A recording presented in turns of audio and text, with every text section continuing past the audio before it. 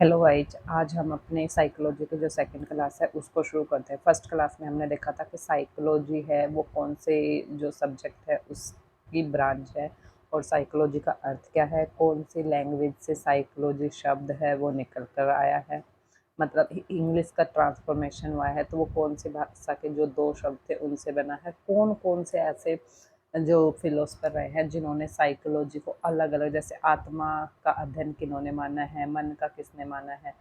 आज हम आगे जो क्लास को कंटिन्यू रखते हैं और आज हम करेंगे बिहेवियरिस्टिक मतलब व्यवहारवाद के प्रमुख। अब देखेंगे, उससे पहले हमने कौन देखा, स्ट्रक्चरलिज्म देखा था ना। और उस अब हम देखेंगे जेबी वाटसन, मतलब जो व्यवहारवाद के प्रमुख है उसमें मेन नाम आता है वो जेबी वाटसन का आता है। इन्होंने किस पे किया था एक्सपेरिमेंट, आगे सभी के आएंगे एक्सपेरिमेंट कि किसने किस पे किया है।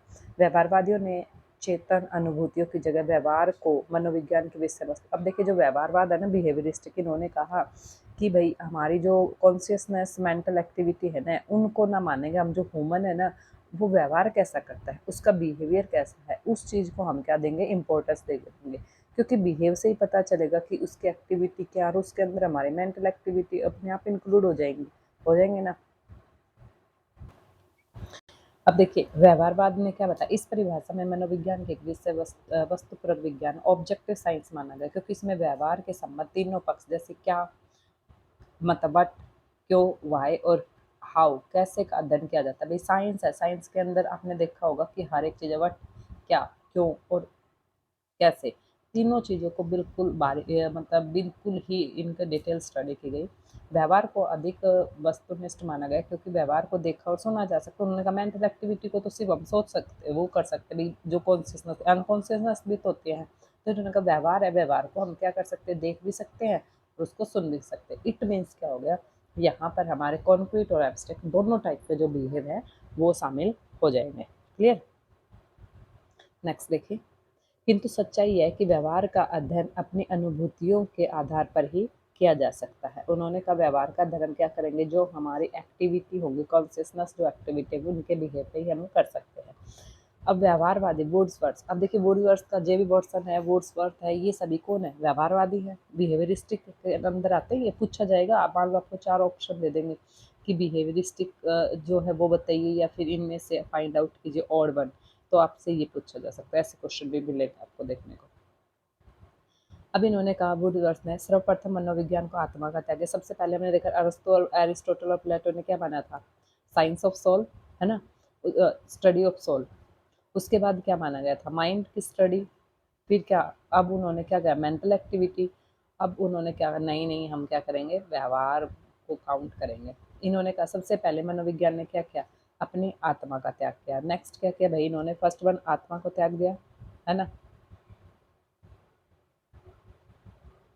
पहले आत्मा का त्याग किया, फिर उन्होंने मन को त्याग दिया और फिर इसने अपनी चेतन जो अपनी चेतना को त्याग दिया। अब यह व्यवहार की विधि को स्वीकार करता है। तो फर्स्ट वन देखिए, फर्स्ट स्टेप कौन सा था, इन्होंने सोल, है ना, सेकंड कौन सा था, माइंड, थर्ड कौन सा था, मेंटल एक्टिविटी, कौन सा था भाई, एक्टिविटीज, और फोर्थ क्या है, फोर्थ था आपका। अब इन्होंने कहा कि हम देखेंगे बिहेव कैसा करता है इंसान की, उसकी बिहेवियर एक्टिविटी है वो कैसी है, वो सब हम काउंट करेंगे। क्लियर।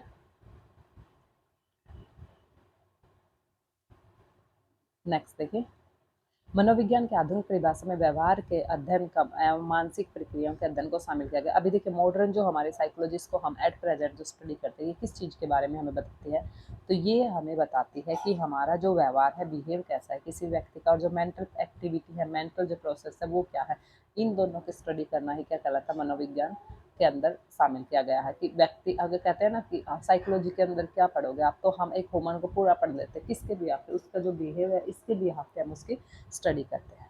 क्लियर। अब है एटकिंस, एटकिंस, सिम्प्ट और हिलगार्ड। अब ध्यान से देना, यहाँ है ये डेफिनेशन, और डेफिनेशन को काफ़ी बार पेपर में पूछा गया है। एस्टेट के अंदर तो काफ़ी आपको डेफिनेशन देखने को मिलती है। एटकिंस है, सिम्प्ट है और हिलगार्ड। इन्होंने कहा है मनोविज्ञान व्यवहार तथा मानसिक प्रक्रियाओं का वैज्ञानिक अध्ययन है। अब देखिए वैज्ञानिक अध्ययन क्यों है, साइंटिफिक स्टडी क्यों है? साइंस के अंदर जो स्टडी करते हैं वो क्या होती है, बिल्कुल स्टेप बाय स्टेप होती है नहीं होती, यूनिवर्सल होती है और एक्सेप्टेबल होती है। तो मतलब इन्होंने कहा ये नहीं कि किसी एक ने बोल दिया कि व्यवहार का अध्ययन है तो भाई सारे ही इस चीज़ को एक्सेप्ट कर रहे हैं, और एक यूनिवर्सल है, हर जगह ही इसको फॉलो किया जाता है। क्लियर? ये डेफिनेशन आपकी इम्पोर्टेंट है, थोड़ा सा ध्यान दीजिए। अच्छा, अब क्वेश्चन ये बन जाएगा, मनोविज्ञान व्यवहार तथा मानसिक प्रक्रियाओं का वैज्ञानिक अध्ययन है, ये किसने कहा था? एटकिंसन, एटकिशन, सिम्थ और हिलगार्ड। क्लियर? ये एक ही नाम है, और ये एक तीन, मतलब तीन नाम, चार नाम नहीं है, तीन ही है। अतः सब्सटेक वर्तमान में मनोविज्ञान एक ऐसा विषय माना गया है जिसमें मानव व्यवहार एवं उसकी मानसिक प्रक्रियाओं का अध्ययन किया जाता है। अब देखिए, जो एट प्रेजेंट हम मनोविज्ञान को मानते हैं, इसके अंदर हम बता दिया कि जो हमारा बिहेव है उसको, और जो हमारी मेंटल एक्टिविटी होती है उन्हीं का अध्ययन किया जाता है।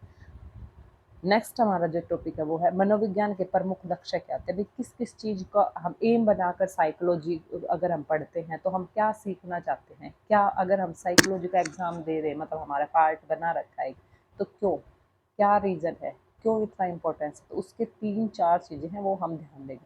तीन देखिए, सबसे पहले उनका क्या करेंगे, वर्णन मापन करेंगे, ठीक है, पूर्वानुमान लगाएंगे, नियंत्रण करेंगे, फिर हम क्या करेंगे, व्याख्या और स्पष्टीकरण। सबसे पहले कोई भी चीज़ है उसको वर्णन करेंगे, अच्छा ऐसा हो सकता है, फिर उसको मेजरमेंट करेंगे, फिर हम ऐसा हाइपोथेसिस बनाएंगे कि ऐसा हो सकता था, ऐसा नहीं हुआ, फिर उसको थोड़ा अपने अंडर करने की कोशिश करेंगे, लास्ट में हम उसका क्या देंगे, उसका एक्सप्लेनेशन देंगे और क्लैरिफिकेशन देंगे।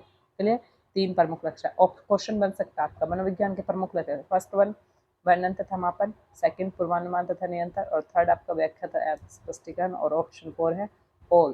तो राइट आंसर क्या रहेगा भाई, फोर। अब देखिए, वर्णन तथा मापन के अंदर क्या क्या आता है। मनोविज्ञान का प्रथम लक्ष्य व्यवहार, प्राणी के व्यवहार और संज्ञानात्मक, संज्ञानात्मक कौन सी होती है क्रियाएं, जो हमारे मेंटल एक्टिविटी होती है ना, उनको कॉग्निटिव एक्टिविटी बोला जाता है, उसका वर्णन करता है एवं मापन करना। किसी भी व्यवहार या मनोवैज्ञानिक प्रक्रिया का अध्ययन तभी संभव है जब मनोवैज्ञानिक उसका वर्णन करने एवं वस्तुनिष्ठ, विश्वसनीय और वैध ढंग से मापने में समर्थ होता है। अब किसी का भी हमने व्यवहार का अध्ययन तो कर लिया, लेकिन कैसे, वस्तुनिष्ठ क्या होता है, एक ही होना चाहिए, मतलब ये नहीं कि 10 आए और सभी के अलग अलग ओपिनियन, नहीं, एक होना चाहिए सभी का ओपिनियन, ठीक है। विश्वसनीय, वैलिड, जिस चीज़ के लिए बनाए उसी का होना चाहिए, और वैलिड भी होना चाहिए। विश्वसनीय क्या, रिलायबल, वो भी बार बार अगर कोई भी अगर उसका ऑब्जर्व करके आंसर बताए तो सेम ही आना चाहिए, नहीं कि एक ने अलग बता दिया, एक ने अलग बता दिया, वो रिलायबल होना चाहिए, और वैध, जिस चीज़ के लिए बना है उसी का होना चाहिए।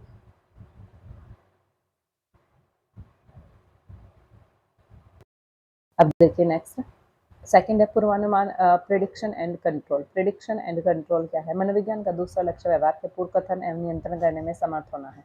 मनोवैज्ञानिक व्यवहार एवं प्रक्रियाओं के वर्णन एवं मापन के आधार पर पूर्व कथन करने का प्रयास करता है किसी विशेष स्थिति में प्राणी क्या कर सकता है। मतलब उन्होंने कहा एक पर्टिकुलर, मान लो कोई भी हमारे पास सिचुएशन आ गई तो उसके अंदर व्यक्ति क्या कर सकता है, ठीक है। पूर्व कथन के साथ साथ मनोवैज्ञानिक परिस्थितियों के अनुकूल व्यवहार को नियंत्रण। हाँ, अब देखो, सडनली अगर कोई भी हमारे पास कोई भी ऐसी सिचुएशन आ जाए, कोई भी ऐसी, आपने चिंपैंजी वगैरह देखा होगा, उनके पास बनाना वगैरह रख दिया, फिर क्या है, वो कैसे, अगर उनके पास भूख तो लगी हुई है, सिचुएशन तो है, लेकिन खाना नहीं है, हाँ आस पास है, तो कैसे उसको अरेंज करें। क्लियर? उसको कैसे अरेंज करने की कोशिश करता है, ये चीज़ें। अगर मान लो ऐसी हो गई तो क्या वो अपने आप को सर्वाइव कर पाएगा, उसको कैसे कंट्रोल करेगा, अगर उसको ये तो पता चल गया कि खाना मिल जाएगा, लेकिन खाना लेने के लिए कितना एफर्ट करेगा, ये सब चीज़ें। और नेक्स्ट है अब हमारा स्पष्टीकरण, इंटरप्रिटेशन एंड द एक्सप्लेनेशन। अंतिम लक्ष्य व्यवहार की व्याख्या और स्पष्टीकरण प्रस्तुत करना है। लास्ट में क्या करेगा भाई, इंटरप्रिटेशन करेगा, जो भी हमने सीखा उसके बारे में उसको एक्सप्लेन करके बताएगा, और क्लैरिफिकेशन देगा, एक्सप्लेनेशन। व्यवहार है मनोवैज्ञानिक प्रक्रियाओं की व्याख्या करने के लिए मनोवैज्ञानिक सिद्धांतों का प्रतिपादन करते हैं। सिद्धांतों के द्वारा कार्य कारण संबंध को विस्पष्ट किया गया है। उन्होंने कार्य कारण मतलब रीजन, क्या हो गया, एक्शन और रीजन, मतलब काम करोगे, कारण क्या है, किस वजह से होगा, तो दोनों का उन्होंने रिलेशन बताया है। अब मनोविज्ञान के ये तीनों लक्ष्य एक दूसरे से संबंधित है, एक दूसरे पूर्ण आश्रित है। मतलब अगर इनका हम वेन डायग्राम बनाए तो कौन सा बनेगा, इनका वेन डायग्राम बनेगा ये वाला, समझ आ गया। ये वाला सपोज करो, ये वाला है हमारा साइकोलॉजी, तो ये तीनों चीज़ें कंबाइन आप लोगों को करनी पड़ेगी। और एक विदा, अगर आपको ये सोचे 1 2 2 आ गया 2 और 3। अगर आप 3 को सोचो कि मैम हम तो इसको स्किप करेंगे, तो ये पॉसिबल है? ये पॉसिबल नहीं होगा, तो तीनों को आपको कंबाइन करके चलना पड़ेगा। क्लियर? यहाँ तक किसी को समझना है तो आप कमेंट बॉक्स में लिख देना, फिर उसको बता दिया जाएगा। And take care, bye bye, see you tomorrow.